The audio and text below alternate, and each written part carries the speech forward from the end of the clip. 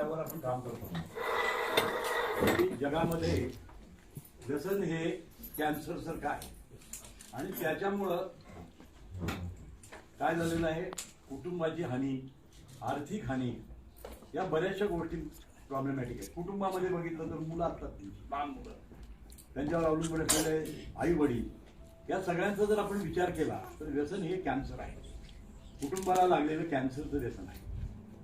मग काय व्हायला पाहिजे की त्याच्यापासून मुक्तता व्हायला पाहिजे लोकांना, तर आपलं कुटुंब सुखी होणार, हा आपला उद्देश आहे.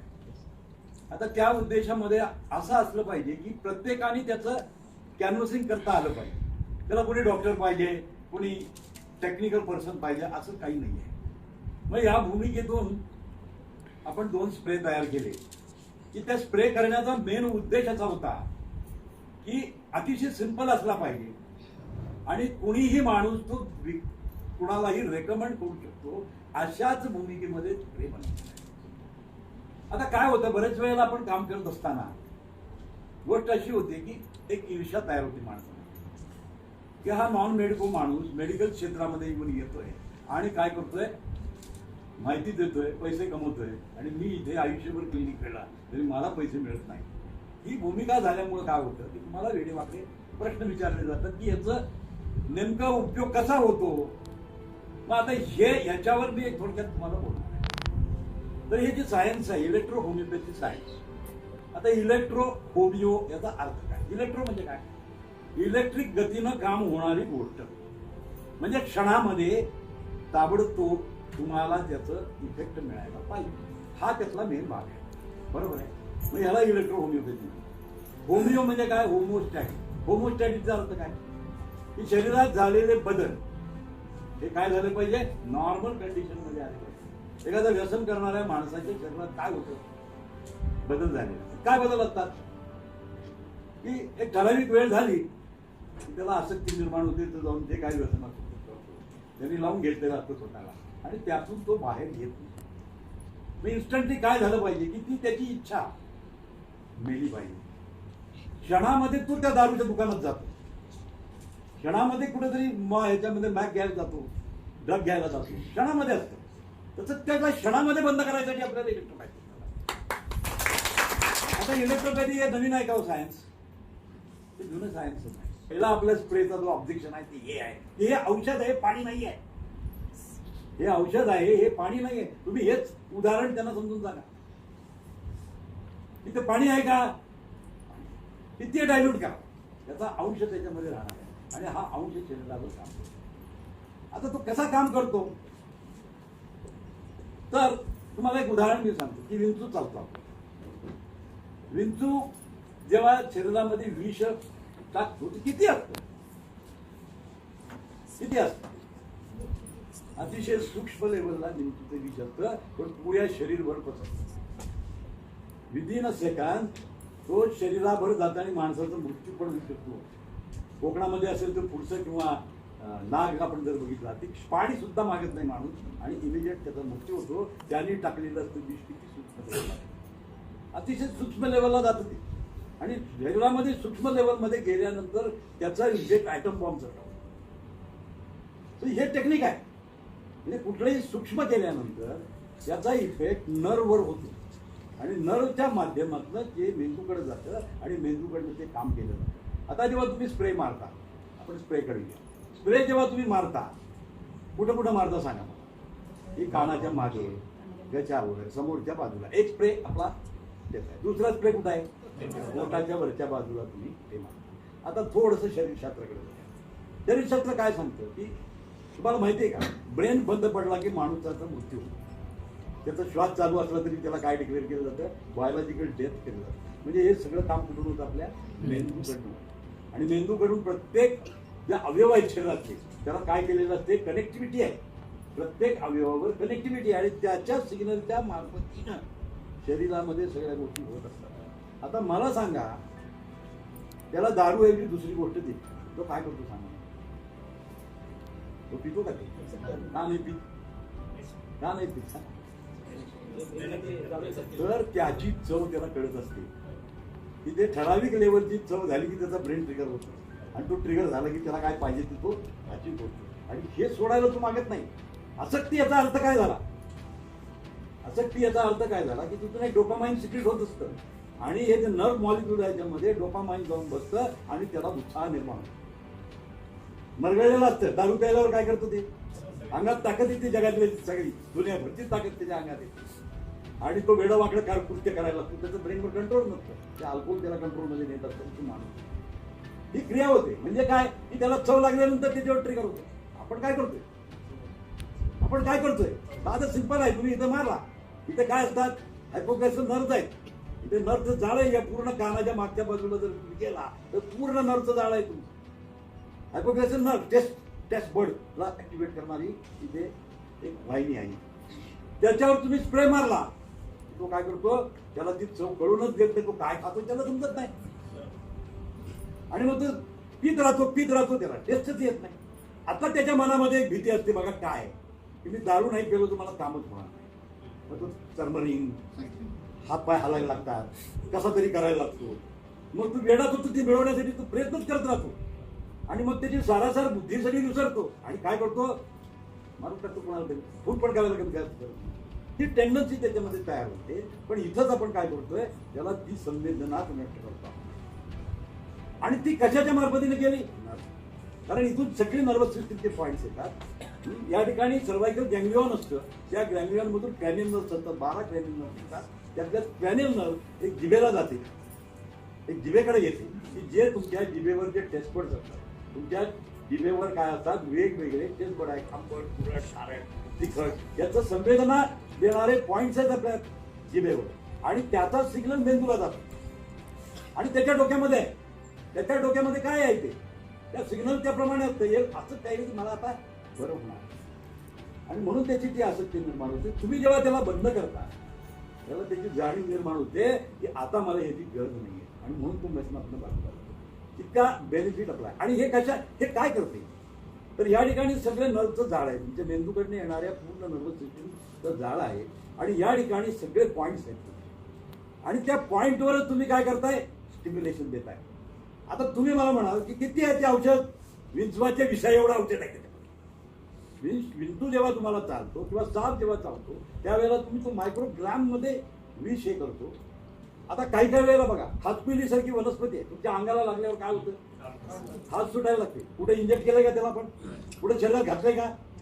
पण ती शरीराच्या विशिष्ट जागे लागल्याबरोबर त्याचं सेन्सेशन दाखवून तुम्ही बेजार होता. माणूस खाजून बेजार होतो. त्याचा अर्थ काय झाला की ते सूक्ष्म लेवलचं औषध सुद्धा स्किनच्या मार्फतीनं त्या ठिकाणी मेंदूकडे त्याचा इफेक्ट करून तुम्हाला जी वस्तू करायची ती फायदा करून देतो. आणि म्हणून ते टेस्ट बट त्याचं काम नाही करत आणि त्याला दारू, तंबाखू, गुटखा याची टेस्टच लागत नाही आणि अल्टिमेटली ते न झाल्यामुळं तो व्यसनापासून मुक्त होतो. कारण तो काय असतो?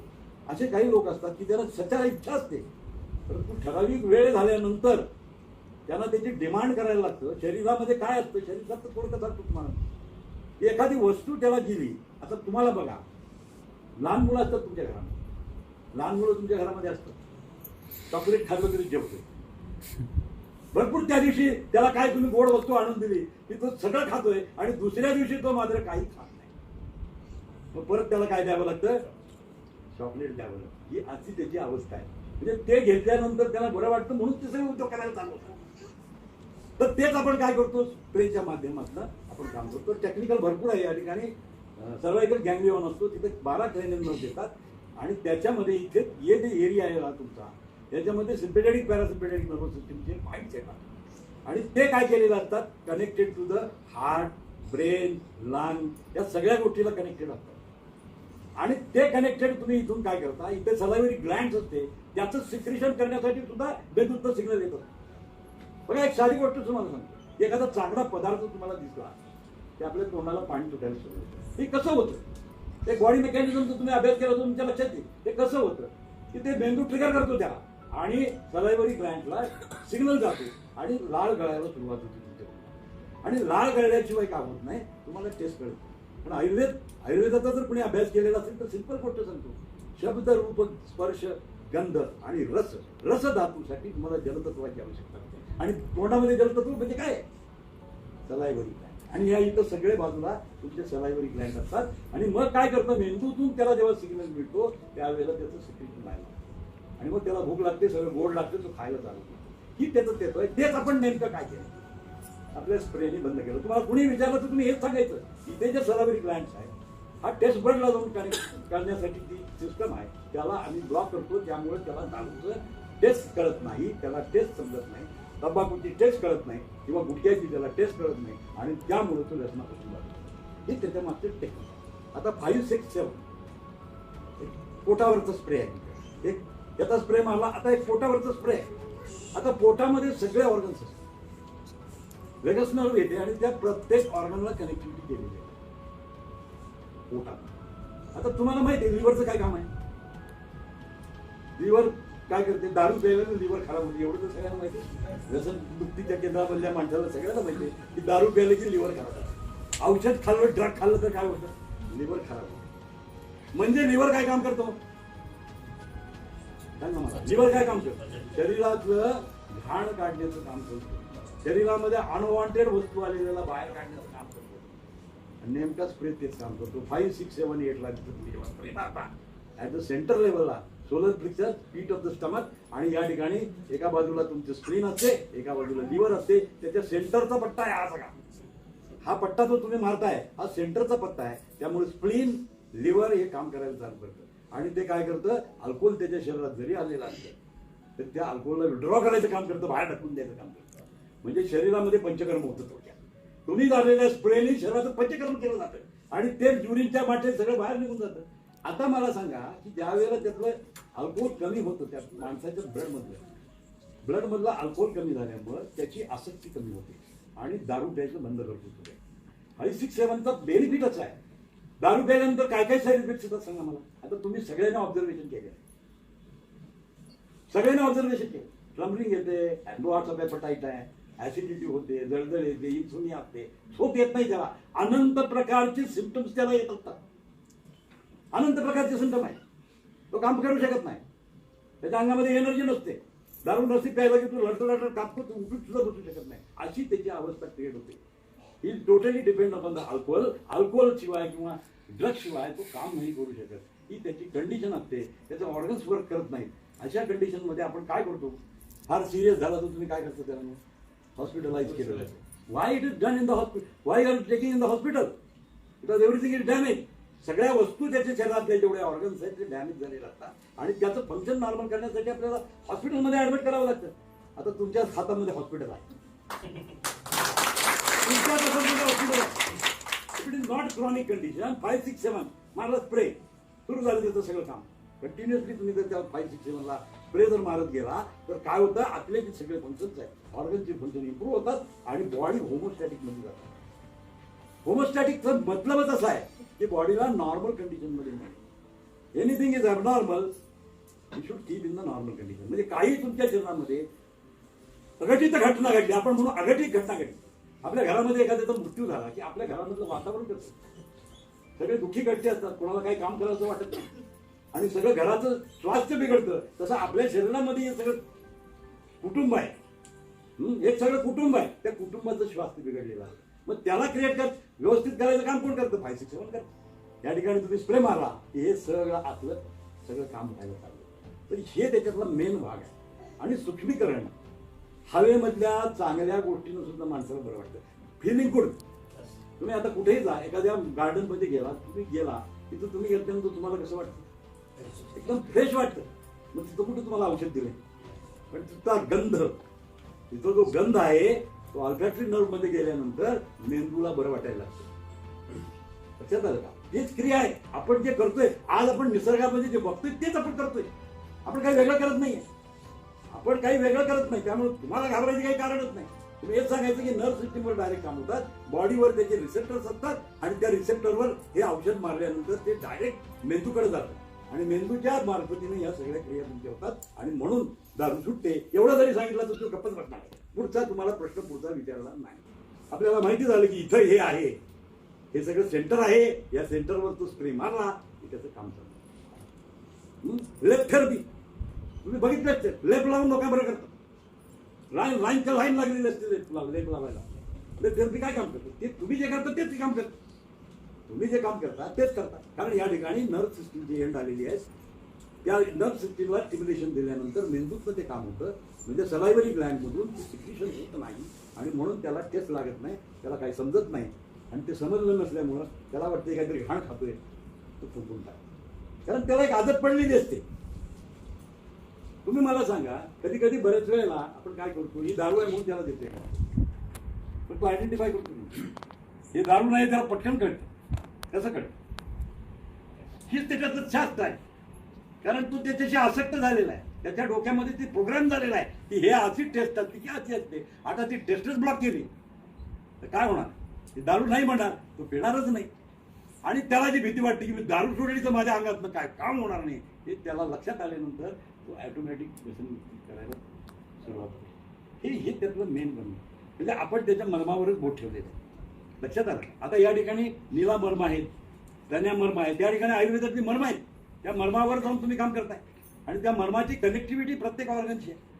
सलायव्हरी ग्लँडच्या ऑर्गनची कनेक्टिव्हिटी टेस्टबर्डशी संबंधित आहे, जिभेशी त्याचा संबंध आहे. आणि याच्यामुळं हे सगळं तुमचं काय केलं जातं, डिसेबल केलं जातं या स्प्रेच्या माध्यमातून. आणि ही स्प्रे आपण जी बनवलेली आहे, आता त्याला स्ट्रोक का मारायचं? आता प्रश्न निर्माण होतो, हलवायचं कशासाठी बाटली? प्रश्न असा आहे की हलवायचं कशाची बाटली? विदाउट स्ट्रोक रिझल्ट येत नाही, स्ट्रोक मारल्यावर रिझल्ट येतो. आता या स्ट्रोकच्या मागचं इंटेन्शन काय हे पण तुम्हाला देत नाही. की कुठलीही गोष्ट सक्सेशनली जेव्हा तुम्ही हलवता एखादी गोष्ट, तर त्याच्यामध्ये ऊर्जा जनरेट होते. म्हणजे मेडिसिन इज व्हेरी लो, त्याच्यामध्ये मेडिसिनची मात्रा नसते. उद्या जर ते कुठेही तुम्ही त्या सॅम्पलवर नेऊन दिलं तर त्यांना त्याच्यात औषध सापडणार नाही.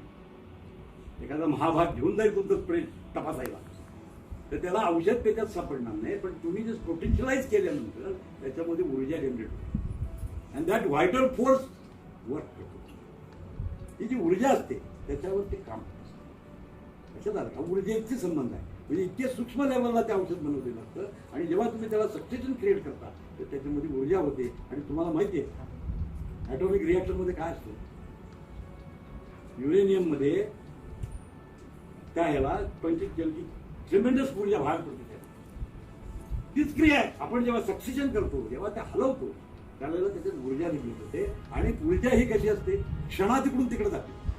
म्हणजे नर्व मधलं ती एका क्षणामध्ये मेंदूमध्ये जाते आणि त्याचा रिझल्ट मिळतो. आणि म्हणून त्याला आपण काय करायचं आहे, पोटेन्शियलाइज सक्सेशन करण्याची पद्धत आहे. जेव्हा त्याला तुम्ही हलवता एका विशिष्ट लेवलमध्ये, त्याला टोक दिल्यानंतर त्याच्यामध्ये ऊर्जा तयार होते आणि ती ऊर्जा तुमच्या पोटात. ही त्याचे इलेक्ट्रोहोमिओपॅथी मधलं तंत्र आहे. हा तुमचं काम आहे. ही कानाची बॅकसाईड आहे, बरोबर. आणि हा एरिया आणि हा समोरचा पहिला स्प्रे तुम्ही इथून मारा, बरोबर. या ठिकाणी तुम्ही स्प्रे करता. आता या ठिकाणी काय आहे तुमचं, तर ते पॉईंट्स आहेत इलेक्ट्रोहोमिओपॅथी प्रमाणे 17-18 नंबरचा पॉईंट आहे. 17 आणि 18 नंबरचे पॉईंट्स येतात या ठिकाणी. 17 आणि 18 नंबर. आता या ठिकाणी तुम्ही स्प्रे मारला, त्या मेंदूमधले लोब आहे तिथे. थोडक्यात दाखवतो, फार आपण डिटेल नको, हे खूप कॉम्प्लिकेटेड आहे. आपल्याला समजण्याच्या दृष्टीने आपल्याला फक्त याचा मार्ग बघायचा. आता इथं काय होतं, इथं जेव्हा तुम्ही स्प्रे मारता त्यावेळेला इन्फॉर्मेशन कुठे जाते, ब्रेनमध्ये. ज्या वेळेला जर माणसाच्या तोंडात एखादी वस्तू गेली की जिभेची संवेदना कुठे जाते, ब्रेनमध्ये जाते. आणि काय होतं, इथे ज्या लाळा ग्रंथी असतात तुमच्या, इथे इथे पॅट्रॉइड ग्लँड्स जे तुमचे असतात, त्या काय करतात, सिक्रिशन करतात. सिक्रिशन सुरू होतं. आता सिक्रिशन सुरू झाल्यानंतर काय होतं तिथं, त्याला टेस्ट करायचं. आता तुम्ही काय करताय की तो स्प्रे मारून ठेवलेला असतो. आता त्याची जी सेन्सरी इनपुट आहे तेच बंद केलं जातं. मेंदूकडे जाणारं त्याची जी संवेदना आहे ती टोटली स्टॉप होते for a fraction of a second. आणि त्यामुळं त्याने तोंडामध्ये जर दारू आणि काही जर घातलं तर त्याची संवेदना मेंदूकडे जात नाही. म्हणजे he doesn't feel very good. Feeling well, feeling वेलचा जो कन्सेप्ट आहे, बरं वाटतं. आता तुम्ही बघा, आता एक व्यसन आहे, आणखी एक व्यसन आहे लोकांना, चहा पिणे. कंटाळा आला तर तुम्ही काय करता, लोक लगेच चहा पितो. चहा प्यायल्यावर काय होतो, एका क्षणामध्ये तरतरी येते. आता ही तरतरी कशी येते, तर जे प्रोटीन्स असतात तुमच्या शरीरामध्ये, जे प्रोटीन आहे याच्यामध्ये सिरोटेनियम नावाचा एक पदार्थ असतो. हा सिरोटेनियम नावाचा पदार्थ कुठून सिक्रेट होतो, मेंदूतून तयार. आणि या इथं गेला हे प्रोटीन काम करायला लागतं. म्हणजे तुम्हाला आळस आलेला असतो, तो आळस काय करतो, इमिजिएटली इन्स्टंट मध्ये तो आळस आहे तो निघून जातो आणि तुम्हाला एकदम फ्रेश वाटतं आणि तुम्ही काम करायचं. आता तंबाखू खाल्ल्यानंतर काय अवस्था आहे, मला मी मुद्दाम होतो, गुटखा खाल्ला तंबाखू खाल्ला ते माणसाला काय वाटतं तिथं, तर हे सिरोटिनिन इकडनं सिक्रेट होतं, तोंडात गेलं ना गेलं, इन्स्टंटली जेव्हा ते तोंडात घालतो त्यावेळेला मेंदूतून सिरोटिनिन फ्रीली व्हायला लागतं आणि प्रोटीन काम करायला लागतं, त्याला उत्साह वाटतो. पहिल्या सुरुवातीला त्याला ते बरं वाटतं. व्यसन चालू व्हायच्या आधीची कंडिशन आहे. जेव्हा व्यसन चालू होतं त्यावेळेला ही कंडिशन होते, डोपामाइन सिक्रेट होतं आणि नर्व्ह सेलमध्ये ते डोपामाइन गेल्यामुळं इम्पल्स जोरात जातो आणि त्याला फिलिंग गुड येते. आपल्याला एवढंच माहिती की ते व्यसन की त्याला बरं वाटायला लागतं आणि तो बरं वाटण्याच्या याच्यामध्ये त्याला हॅबिट होऊन जाते आणि मग तो काय करतो, 24 तास 12 तास तो गेला की तो काय होतो, विड्रॉल फ्रॉम दॅट, इमिडिएटली जाऊन घ्यायला चालू करतो. आता इमिडिएटली जाऊन खायला चालू केल्यानंतर त्याला रोखणारा कुणी नाही ना, रोखणारा कुणी नाही. आपण काय केलं, स्प्रेने त्याला रोखलं, स्प्रेने काय केलं, त्याला रोखलं. त्याला जी जाणारी संदेश नाही जिभेतून ते आपण बंद केली, म्हणजे तोंडात त्यांनी घातल्यानंतर त्याला मातीच लागते आणि तो काय करतो, थुंकून टाकतो, घाण लागते, कडवट लागते, इतकीशी घाणेरी टेस्ट त्याला तयार होते, त्याला फिलिंग गुड होत नाही, अनॉइंग होतं, त्याला अनॉइंग झाल्यामुळे थुंकून टाकतो. आपण काय केलं, इथं ते स्प्रे मारलेलं आहे, या स्प्रेमुळे काय होतं, हे जे ऑल्फॅक्टिव्ह लोब म्हणतं जे इन्फॉर्मेशन त्याला वर जाणार आहे, ऍफर्मेटिव्ह चॅनल म्हणतात त्याला. इन्फॉर्मेटिव्ह आणि ऍफर्मेटिव्ह दोन प्रकारचे चॅनल असतात. ऍफर्मेटिव्ह म्हणजे सेन्सेशन असतं, ते सेन्सेशन त्याचं मेंदूतून कट झाल्यामुळं त्याला टेस्टच कळत नाही आणि टेस्ट न कळल्यामुळे तो फेकून जातो. पण त्याला मात्रा किती पाहिजे, किलोभर पाहिजे का, कारण आयुर्वेद काय सांगतो त्याच्यात आयुर्वेदाचाही कन्सेप्ट सांगतो. बरेचसे लोक म्हणतात पोटात घेऊन सुद्धा आम्ही काम करू शकतो. पोटात घेऊन काम केलं तर काय होणार, त्याला मात्रा किती लागणार. तर आयुर्वेद सांगतो की कुठल्याही द्रव्याला गुण आणि कर्म असतात. कुठलंही द्रव्य अस्तित्वातच नाही की ज्याला गुण आणि कर्म नाही. आता याचं उदाहरण मी आपण थोडक्यात आपण दिले. उदाहरण काय सांगतो तुम्हाला मी, गुण आणि कर्माचं कन्सेप्ट कसं आहे मला, की आपण बासुंदी खाल्ली की आपल्याला काय येते, सुस्ती येते, कफ निर्मिती होते आपल्या शरीरात इमिजिएटली. म्हणजे त्याचा प्रभाव काय, सुस्ती करणे हा त्याचा प्रभाव. अन्नातले सगळ्या पदार्थ तिखट खाल्ल्यानंतर बरं वाटतं, एक्साइटेशन होतं बघा. म्हणजे प्रत्येक पदार्थाला काय आहे, स्वतःची गुणधर्म आणि कर्म आहे, त्याप्रमाणे शरीरामध्ये कर्म केली जातात. मग काय व्हायला पाहिजे, ते कर्म तर सारखं पाहिजे का व्हायला, म्हणजे ते 24 तासाच्या आत काय व्हायला पाहिजे, शरीरातून बाहेर गेलं. तुम्ही मोठी मात्रा घेतली तर ते काय होतं, 24 तासाच्या शरीरातून बाहेर जात नाही आणि मग त्याचे साईड इफेक्ट चालू होतात, शरीरामध्ये दूषक परिणाम चालू होतात. काय होतात, दूषक परिणाम. लोक म्हणतील ओरली खाऊन पण होते, त्याला बदली करायचं औषध आहे आमच्याकडे, मेंदूला बंद करायची, ब्युटा ब्लॉकर आहे. ॲलोपॅथीचे डॉक्टर काय करतात, बीटा ब्लॉकर देतात. मला मुद्दाम मी सांगतोय, व्यसनमुक्ती करायला जेव्हा त्याच्याकडे जात होतो त्यावेळेला त्याला ड्रग दिले जातात आणि ते ड्रग काय करतात, त्याच्या संवेदनात बंद करतात. तो पिऊ नये म्हणून त्याच्यासाठी सगळे प्रकार केले, त्याला डेड करतात, त्याच्या मेंदूला पूर्ण डेड करून ठेवले जातं, त्याला संवेदनात जाऊन. परंतु withdrawal of that is not coming with that immediately. ते विड्रॉ होत नाही कारण तो शरीरातून बाहेर जात नाही आणि त्याचे साईड इफेक्ट तुमच्या शरीरात. म्हणजे तुमच्यासारख्या नॉन मेडिकल माणसालेच योग्य आहे का, काय काम करायला डोक्याला माझ्या कटकटच झाली. पेशंट आला तर झोपूनच राहतोय, तो हालतच नाही, तो उठतच नाही, 4 दिवस झाले तो झोपलेलाच आहे. लक्षात घ्या, प्रॉडक्ट काय महत्व आहे. फॅमिलीतली बाई पण मारू शकते, तिच्या नावाला दारू पीत असेल, मुलगा दारू पित आई पण मारू शकते. Very safe to use. सगळ्यामध्ये महत्वाची गोष्ट आहे की अतिशय सेफ आहे. त्याचं कारण आहे की आपण मायक्रोमध्ये देतो, मायक्रोमध्ये. It's a nano technology product. अतिशय सूक्ष्म लेवलला मेडिसिन दिल्यामुळं within a fraction of second शरीरातून बाहेर त्यामुळे त्याचे साईड इफेक्टचा प्रकार आपण आधी बात करतो. There is no not all एक सिंगल साईड इफेक्ट. आता दुसरा भाग असा आहे, process of making the product. हे पण तुम्हाला माहिती आहे. इलेक्ट्रो होमिओपॅथीची औषधं कशी बनवतात त्यावरचं चॅप्टर आहे, पण तेवढं सांगतो आणि थांबणार आहे. तर इलेक्ट्रो होमिओपॅथीची औषधं कशी बनवली जातात, तर वनस्पतीचा अर्क काढले जातात. That is called as a cohobation method. म्हणजे त्याला कोल्ड फर्मेंटेशन करून त्याच्यातनं अर्क सगळ्या वनस्पतीचं काढले जातात. सॅच्युरेशन लेवलला ते पुढं तयार केलं जातं ते, आणि त्याला म्हणतो आपण क्रूड इसेन्स असं म्हणतो. That is a crude system. Ayurveda काय आहे, क्रूड आहे. क्रूड सगळंच वापरताय तुम्ही, सगळंच वापरताय. आपण काय करतो, त्याला डायल्यूट करतो, डायल्यूटेड फॉर्म मध्ये नेऊन ठेवतो. इतकं डायल्यूट आपण त्याला करतो की फ्रॅक्शन ऑफ अ सेकंड शरीरातनं बाहेर जाते. त्याचा साईड इफेक्टच होऊ शकतो. 100% नो साईड इफेक्ट. त्याचं कारण आपण इतकं सूक्ष्म करतो औषध की जेवढं काम करायचंय तेवढंच काम करणार. शरीरामध्ये त्याचा रेसिड्यू राहत नाही. इमिजिएटली युरिन वाटे शरीरातून निघून जातं. ते औषध त्याच्यात राहतच नाही. आणि पूर्णपणे हर्बल मेडिसिन आहे 100%. मी का सांगतोय, आयुर्वेद सुद्धा 100% नाही आहे, होमिओपॅथी सुद्धा 100% हर्बल नाही. Electro homeopathy only herbal, 100% herbal आहे, 100% हर्बल. त्याच्यामध्ये कुठलंही केमिकल नाही, 100% आहे. आयुर्वेद सुद्धा 100% नाही. त्याच्यामध्ये मेटल्स वापरले जातात, पारद वापरलं जातं, आर्सेनिक वापरलं जातं. होमिओपॅथीमध्ये गेला तर हे सुद्धा वापरतात. जंतूंच्या लसीला पण शुद्धीकरण करून देतात. होमिओपॅथीमध्ये हे सगळं वापरलं जातं. 100% होमिओपॅथी सुद्धा सेफ नाही. But electro homeopathy is very safe because is 100% herbal medicine. म्हणजे आज हर्बलच्या नावाखाली काय वाटेल ते विकलं जातं. हर्बल शॅम्पू येतो तुमचं, काय आहे त्याच्यामध्ये, सगळं केमिकलच आहे. आणि त्याचं नाव आहे हर्बल आहे, कारण आयुर्वेदाच्या नावाखाली काही विकता येतं. पण आपण ते करत नाही. म्हणून तुम्ही बिनधास्त सांगा जाऊन हे 100% हर्बल आहे. त्याच्यामध्ये कुठल्याही प्रकारचे साईड इफेक्ट नाही. आणि इतक्या सूक्ष्म लेवलला मात्र आपण देतो की त्याच्या शरीरामध्ये साईड इफेक्टच होऊ शकत नाही. It is very safe to use, very safe to use. कारण तुम्ही लोकांनी बघितलेलं आहे करून. काही लोकांनी तोंडामध्ये सुद्धा स्प्रे मारलेला आहे.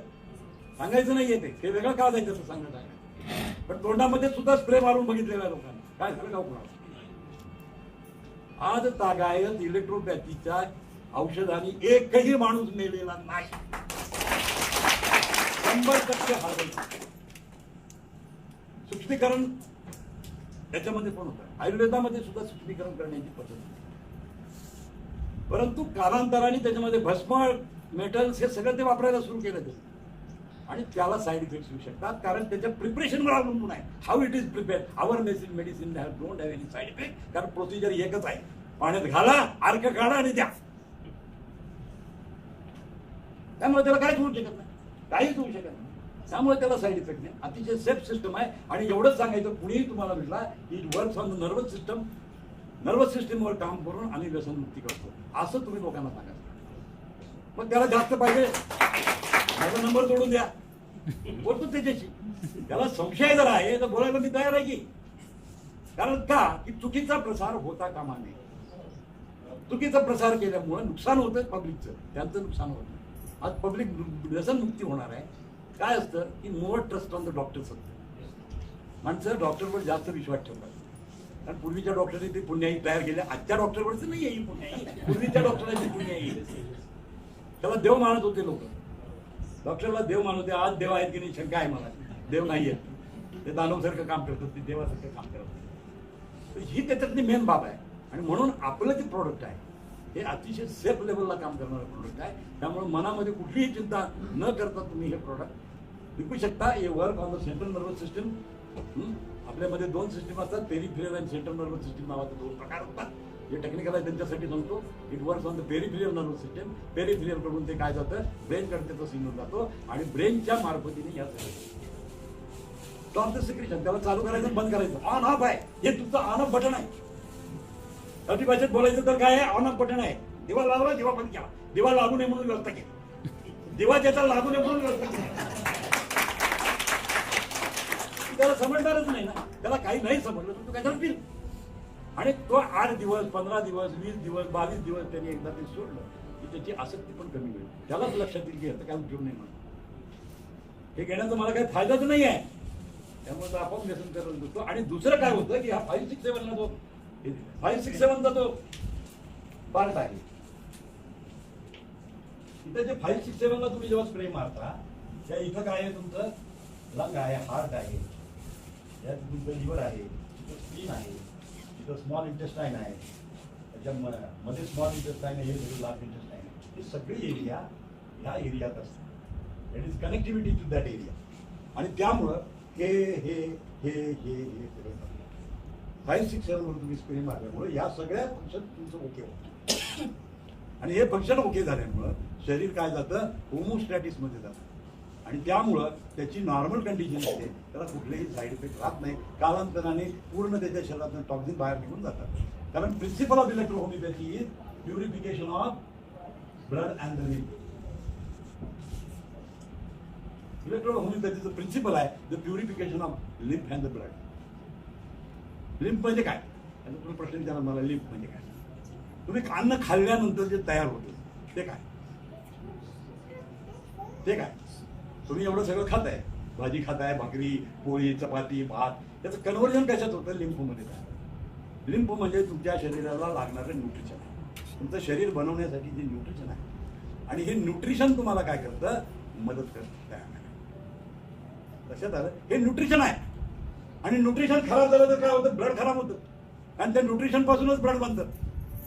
आयुर्वेदामध्ये सप्त धातू चिकित्सा म्हणतात. काय सांगितलंय त्याने?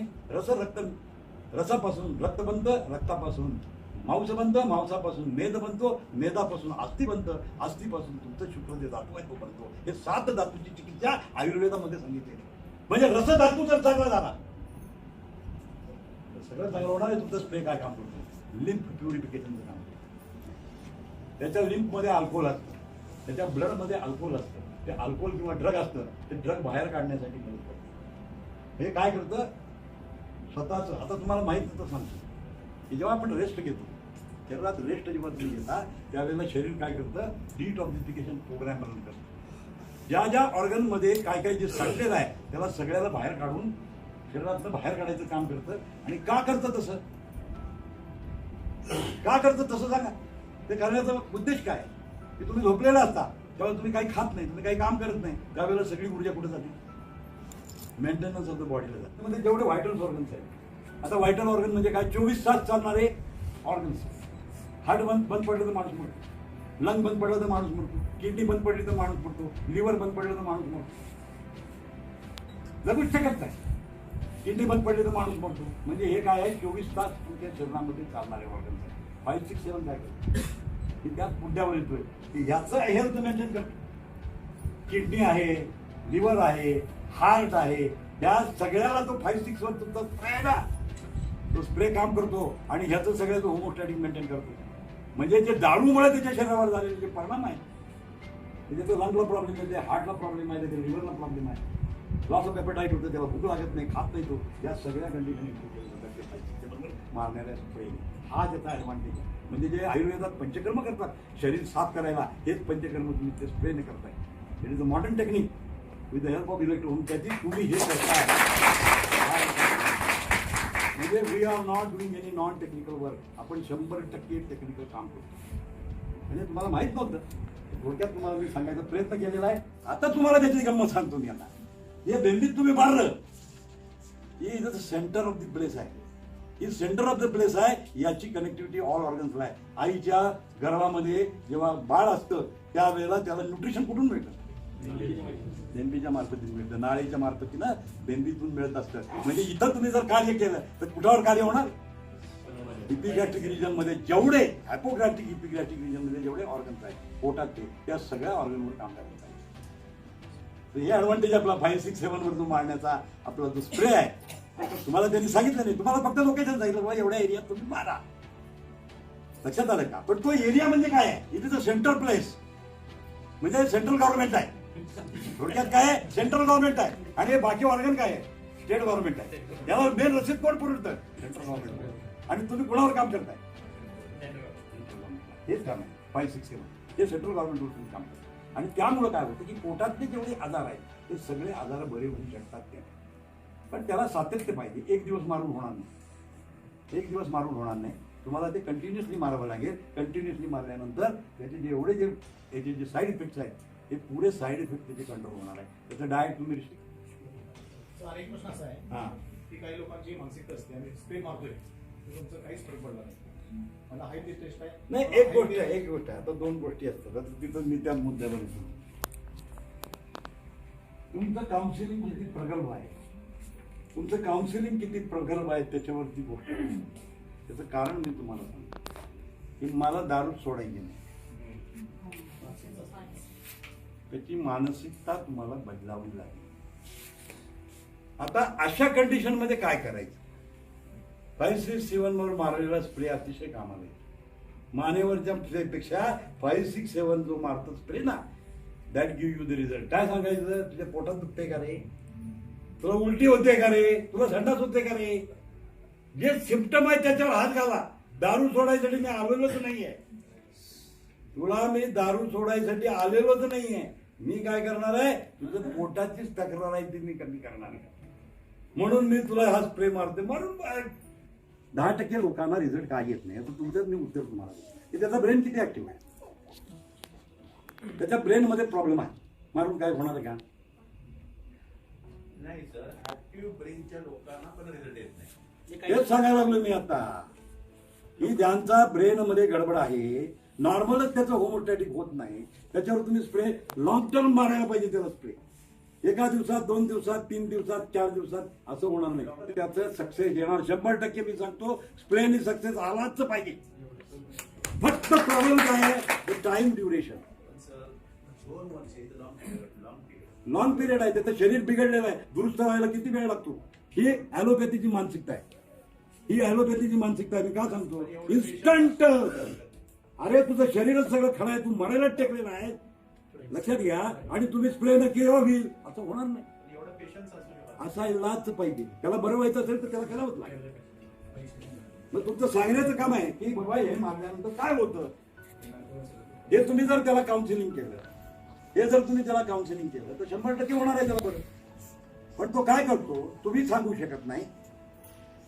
त्याच्या मनामध्ये शंका येते की ह्या माणसाला 5 दिवसात आलं मला रिझल्ट झाला नाही. What is comparing, the timing is comparing. पलीकडच्या माणसाला 2 दिवसात दारू सुटली ते, आणि मी 3 महिने मारतोय तरी पण माझी सुटत नाही. इफेक्ट झाला नाही असं नाही, त्याला चव जाते तिची, मग इफेक्ट झाला नाही कसं म्हणताय. पण काही ना सुरुवात. आता तुम्ही मला सांगा, माझ्या प्रॉडक्टने काय केलं, ते चव बंद केली नाही. चव बंद केली की नाही, म्हणजे इफेक्ट नाही कसं म्हणणार तुम्ही. 10% लोकांच्या चवच बंद होत नाही. चव बंद होत नाही याचा अर्थ ते जास्त, तुम्ही जास्त स्प्रे मारायला पाहिजे, 3-4 वेळा, 5 वेळा, त्याची मात्रा वाढवली पाहिजे तुम्हाला. 4-5 वेळा. हो, बघा करून पाहिलंच पाहिजे. त्याला मात्रा जास्त लागते, कारण त्याचं हे सिस्टमच डेड आहे, वर्क करत नाही. कारण त्याने ॲलोपॅथीचे ड्रग भरपूर घेतलेले असतात, त्याची नर्व होती ती वीक झालेली असते, आणि ती नर्व काम करत नाही. त्याची नर्व काम करत नाही, त्याला जेवढा इम्पल्स पाहिजे तेवढा इम्पल्स त्याला तुमचं स्प्रे करू शकत नाही, म्हणून तो बंद होत नाही. बघा, मला एक गोष्ट सांगा की साधं पॅरासिटामॉल खाऊन बरा करणारा एखादा पेशंट आहे, आणि एखादा अँटीबायोटिक हायर औषध घ्यायचीच परिस्थिती आहे, त्याला पॅरासिटामॉल झालं तर बरं होईल. हीच प्रकार आहे त्याचा. इतकं डेड झालेलं असतं त्याचं की त्याच्यावर काही काम करू शकत नाही तुमचं. म्हणजे हे त्याचं रिझन आहे. 10% लोकांना हा प्रॉब्लेम आहे, तर त्याला काय करायचं, कंटिन्युअसली करत राहायचं. त्याला हा काय बरोबर आहे, स्टिरॉइड असल्यामुळे ते डेड झालेलं असते ना, त्याला उपयोग होणारच नाही. कारण ती डेड झालेली यंत्रणा काम कशी करणार. औषधाच्या साईड इफेक्टमुळे ते डेड झालेलं असतं, त्याच्यात ते वर्क होत नाही. नाहीतर ते नॉर्मल पर्सनला ती इमिडिएटली इफेक्ट नाही. 90% तुम्हाला रिझल्ट आहे, कुणी 100% रिझल्ट देऊ शकत नाही. कारण 10% लोक असे असतात की त्यांची सिस्टम वेगळी असते. 5%, 10% लोकांना रिझल्ट येणार नाही, हे रिझन आहे. पण सातत्याने त्याच्या डोक्यावर हॅमरिंग केल्यानंतर आणि सातत्याने त्याला स्प्रे मारत राहिला की ऑटोमॅटिकली तो त्यातनं मुक्त होऊ शकतो. तुमची ताकद किती आहे त्याच्यावर अवलंबून आहे. तुम्ही औषध किती लेवलला देता, आणि आंबट किती खाता. मगाशी तुम्हाला काय प्रत्येक द्रव्याला कर्म आणि गुण असतात. तुमच्या त्या जे सूक्ष्म लेवल आहे त्याला ब्लॉक करायचं काम करतं आंबट करतं, म्हणून काय